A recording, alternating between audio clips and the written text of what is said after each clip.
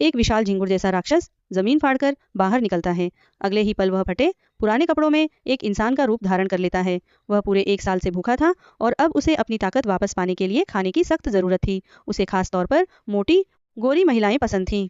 उसी समय एक अमीर और पढ़ा लिखा आदमी पार्क में आता है।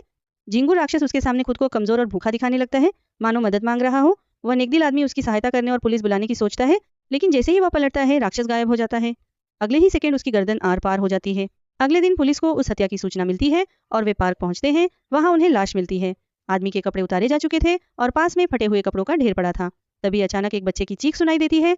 पता चलता है कि बच्चा एक गड्ढे में गिर गया है। पुलिस उसे बाहर निकालती है, लेकिन उसके साथ एक पुरानी हड्डी भी निकलती है। हड्डी की हालत देखकर लगता है कि वह करीब 5 साल पुरानी है। पुलिस को शक होता है कि इसका संबंध इसी रहस्यमयी हत्या से है। इधर राक्षस अब उस अमीर आदमी के कपड़े पहन चुका था और एक बार में नया शिकार ढूंढ रहा था। उसकी नजर एक मोटी महिला पर पड़ती है। वह खुलेआम उससे फ्लर्ट करने लगता है, जिससे महिला का बॉयफ्रेंड नाराज हो जाता है। वह राक्षस को सबक सिखाने के लिए उसे बार के पीछे सुनसान गली में बुलाता है।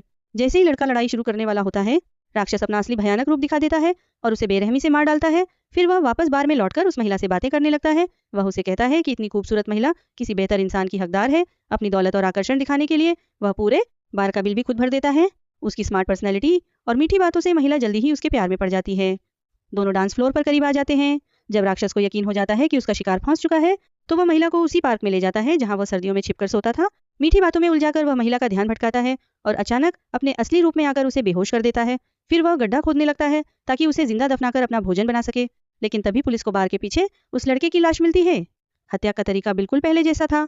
अधिकारी ग्रीन समझ जाता है कि इसके पीछे वही झिंगुर राक्षस है। उसे पता चल जाता है कि राक्षस नया शिकार ढूंढकर फिर से लंबी नींद में जाने वाला है। ग्रीन तुरंत पार्क पहुंचता है और ठीक समय पर महिला को बचाने की कोशिश करता है। तभी अचानक पीछे से एक विशाल दरियाई घोड़ा प्रकट होता है और एक ही झटके में राक्षस का सिर चबा डालता है। असल में वह दरियाई घोड़ा कोई और नहीं बल्कि वही मोटी महिला थी। ग्रीन समझ जाता है कि उसने सिर्फ अपनी जान बचाने के लिए ऐसा किया है, इसलिए वह उसके खिलाफ कोई कार्रवाई नहीं करता। जाते जाते महिला उदास होकर कहती है, मोटी लड़कियों के लिए सच्चा प्यार ढूंढना सच में बहुत मुश्किल होता है।